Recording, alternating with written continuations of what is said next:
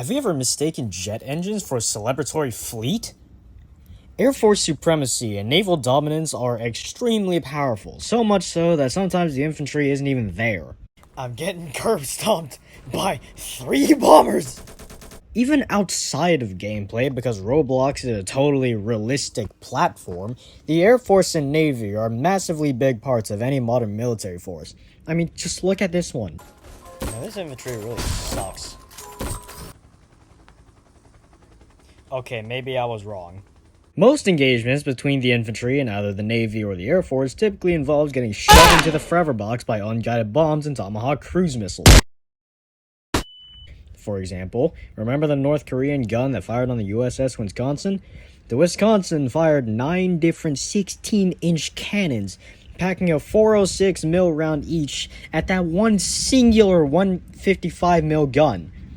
Pearl Harbor in World War II was also a bloodbath, with the Japanese Air Force slaughtering ground troops before they could even mobilize half the retaliating Air Force and ships. But, like the big man the Scout himself once said, "You can't hear what ain't there."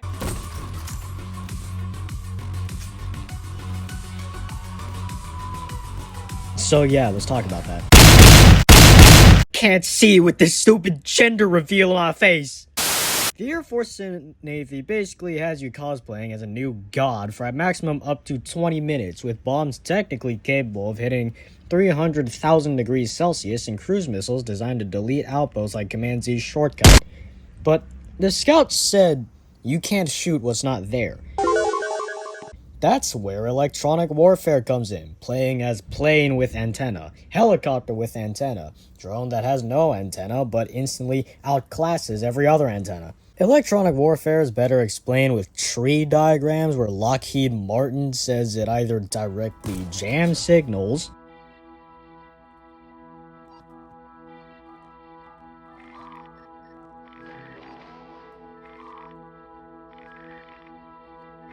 stops people from jamming your signals,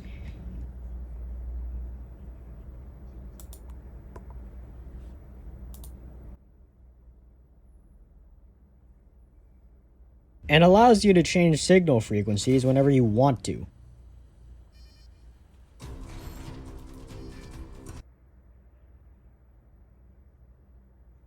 Electronic warfare allows you to basically back out of, boost yourself in, or sabotage your enemy in a fight without them realizing. So why is it not used more?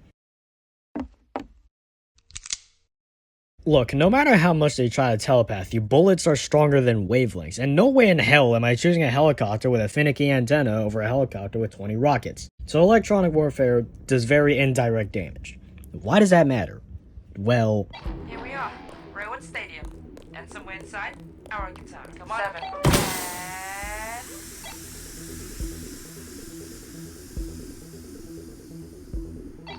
What? You've got to be kidding me. What do you mean the guitar isn't there? Deception can be very powerful, especially in war. You can't win a fight if you pull up to the wrong district, like bombing a civilian coastline in South Africa when your original target was Afghanistan usually doesn't end well.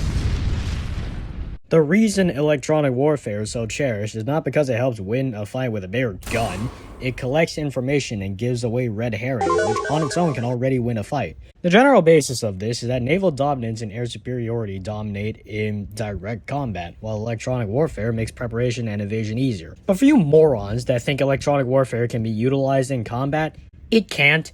I'm getting my team pounded every second of every fight. I don't have 20 minutes to wait to go off radar and another 20 for an extract. I need that damage, low tier god, now. In my own humble opinion, naval dominance and air superiority still retain their original power in modern warfare. Whether that means curb stomping an infantry battalion with an A-10C Warthog, or vaporizing a singular artillery gun with a Tomahawk cruise missile as primary weapon, the Air Force and Navy hold immense destructive power. But that doesn't make electronic warfare redundant. The sheer fact alone that you can nope out of any fight essentially means that your enemy wastes resources chasing a ghost that isn't there. Electronic warfare is at its most powerful when you're not fighting in the first place. The final verdict? The Air Force and Navy generally dominate over electronic warfare and have for multiple centuries worth of war. Electronic warfare serves as the acting defense and disruption line, while the Air Force, Navy, and infantry hold the primary destructive power that allows for real battles.